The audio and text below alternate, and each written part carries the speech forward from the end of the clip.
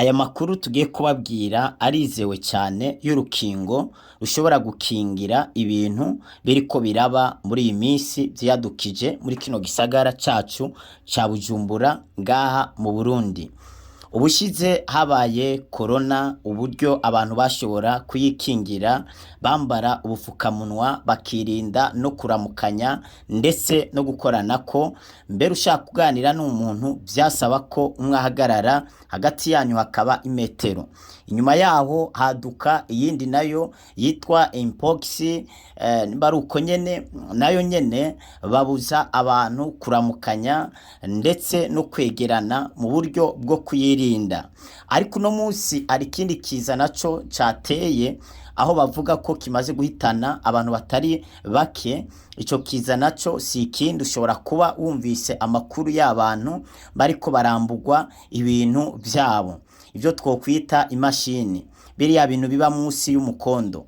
Ngaho haza umuntu akagukoraho ngako kanya wari umukobwa amabere akayonga, ngo wari umuhungu naho kariya kantu ngo kagahinduka nk'akumubebe akivuka kakayonga kakabagazi kanziya nka karya k'umubebe akivuka ako kanya.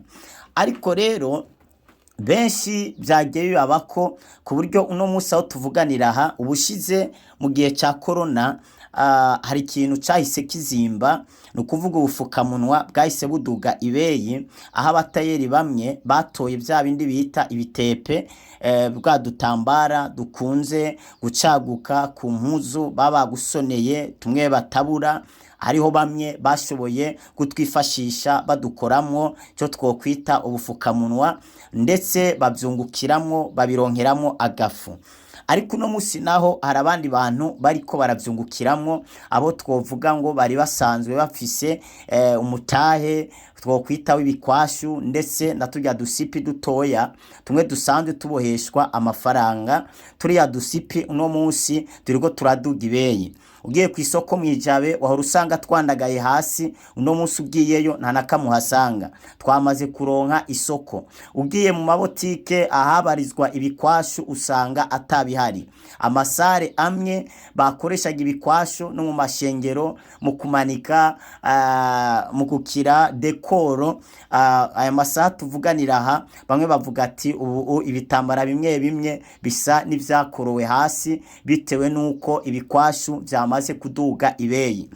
Cahora ku $200, ariko ubu tuvuganira aha cari kuri 2000 mu masaha yo mu gatondo. Ariko uko amasaha abandanije aduga ubavuga ko kigeze ku 5000 muri aya masaha arenganye. Hari umuntu avuye ngaho mu isoko mu Kinama avuze ati 5000 bariko barakigwanira. Ariko ayandi makuru ariko arasirikira ari kuvuga ko kimwe ubu gishobora kuba kigeze ku mafaranga 200,000. Biriko biravugwa ko iyo wambaye ubwo rukwashu ku kuboko canke ku maguru canke urwambika ku mpuzu yawe ngo nta kintu bishobora kukugira, ngo kuwo muntu araza gakagukoraho, yamara kugukoraho ngako kanya ukarondera vya bintu vyawe aho vyari biri ngo ukabibura, ngo kanya ukumva urajugumiye, ngo waraba munsi wakabakaba ukumva vya bintu vyo mu bihinga bwo muri Afrika y'Epfo ugashituka usanga vyayonze vyagiye.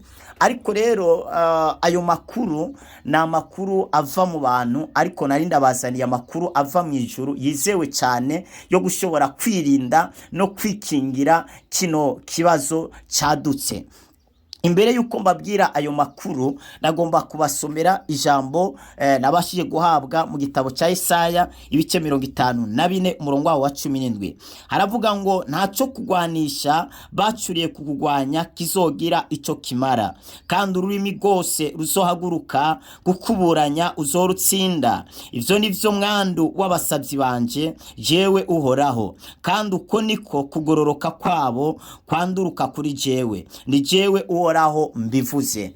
Imana yo mu ijuru itanze message ku bantu mwari mufite ubwoba muvuga ngo turabigenza gute. Ikintu cyamenyekanye nuko umuntu yizeye Kristo akakira Yesu muri we nk'umwami n'umukiza w'ubuzima bwe, nuko ivyo bintu atakintu na kimwe bishobora kumugira. Umuntu yavutse ubugira kabiri biciye mu kwakira Yesu umwami n'umukiza w'ubuzima bwe, akongera akanabatizwa, uwo muntu ivyo bintu ntacyo biriko biramukoraho, ahubwo iyo bamukozeho bagiye kumureba ngo bakurure vya bintu, ahubwo ngo babona ishusho ya Kristo ariyo ihita igaragara, ngo maze imigambi yabo ikabasha guhinduka ubusa. Umuntu yizeye Kristo yamwakiriye, uwo muntu ntabwo akiriho, uwo muntu ni Kristo ariko arabaho mu buzima bwe. Nimba warizeye Kristo ukaba ufite ubwoba bwa bino bintu, ukaba ufite ubwoba bwa Satani n'abadayimoni, wowe ntabwo urizera Kristo, ndondera inbox ama ngufashe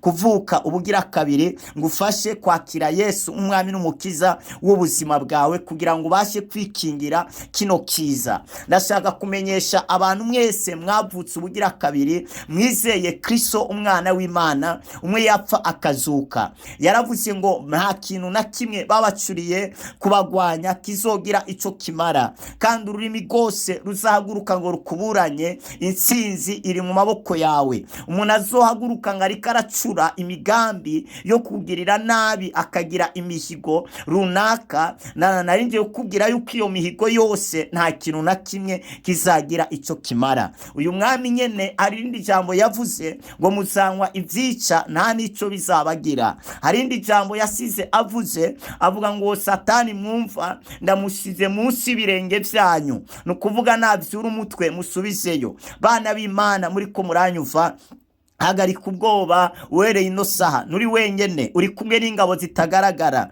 Shadarake Meshake babata mu muriro bazi ngo nibo bonyene, ariko bataye mu muriro ishusho y'umwana w'Imana iragaragara. Umuriro nta kintu wabashije kubatwara, bazagukoraho banagusige ko ivyo bashaka, ariko nta na kimwe kizagira ico kimara. Ala masuta badegi baya. Fita abantu benshi mu gihe cya corona nagiye gusengera nk'abakoraho, mu gihe cya impox nagiye gusengera nk'abakoraho. Hari ibintu byinshi byagiye bihanyura, ariko wizera nta kintu na kimwe usigera ugira. Kandi ngiye gusenga kubwo abantu bari bafite ubwoba kugira ngo umwami abakure mu ubwo bwoba. Data mu izina rya Yesu Kristo ndasengeye ababene data bari bafite ubwoba bwa kino kiza, bari bafite ubwoba bw'ababarozi, bw'abantu bahawe mission yo kugira ngo barondere abantu babasha kwambura ivyabo, ivyo wewe Uwiteka wabashije kubaha. Iyi mission yabo turayagaritse, umwe wese aho yarari turarungisa abamarayika babatere ubwoba, imitima yabo iranduka bavemwo amangetengete bariko barakoresha atakaza agaciro mu izina rya Yesu. Turatura amahoro mu gihugu, umutekano w'imbande zose, buri kiza cyose kiriko kiraduka isoko yaco turayikamije mu izina rya Yesu. Turamenaguye ibicaniro by'abadayimoni, twambuye ubushobozi bari bafite bakoreshaga, amayeri yose bakoreshaga arafashwe miri mu izina rya Yesu Kristo. Ndatuye uhereye no munsi undi muntu azagerageza kubikora azahita afatwa ako kanya nyene, nta ni metero ararenga, azahita afatwa mu izina rya Yesu Kristo. Amen. Mani baho umugisha. Birashoboka ko utari bwavuka ubugira kabiri wakire Yesu umwami n'umukiza w'ubuzima bwawe. Byamaze kumenyekana, umuntu atagira Kristo biroroshe ko ikintu cyose cyohaca, umuyaga wose wohaca, biroroshe ko bagukozeho. Mana we, nubwo batogukoraho gusa bagagukwegera mu ibase cyangwa ku gitambara cyangwa ku kiyo, we uza neza, uza wese. Ariko ku bantu mwavutse ubugira kabiri mwakiriye Yesu umwami n'umukiza w'ubuzima bwawe, narinje kubabwira ngo Yesu umwamara ganje nta kintu na kimwe kiri bugire ico kimara. Uwiteka abaduhere umugisha. Utarakira Yesu umwami n'umukiza w'ubuzima bwawe, cyo twakura kuri no nimero tugufashe, kuko ni wasigaye umutekano wawe. Kurya abantu bakiriye muri Mose, muri Noa igihe hateye ibibazo, abisebo bakijijwe na Mose, kandi Mose agiranywa na Kristo. Ariko mu gihe cya Noa abantu bakiriye mu bwato, kandi ubwato bugiranywa na Kristo. Amazi ariko amanura abandi yica abandi, Nowa yarayavyagiye ko hejuru. Ngwino nawe kuri Kristo, ngwino wakira uwo mwami kugira ngo ubashe kwibera mu burinzi bw'iteka ryose. Si ivyo vyonyene gusa uzaba wikingiye, nta burozi na bumwe buzasubira kugira ico bukugira. Imana iguhe umugisha. WhatsApp yacu niyi +257 65 177 339. Warahezagiwe cyane, mwari kumwe na Apotre wa Kristo Glory Shine. Sangiza abandi kugira ngo babashe kuvamwo ubwoba, bamenye uko bakwiriye kwitwara. Mwarahezagiwe cyane.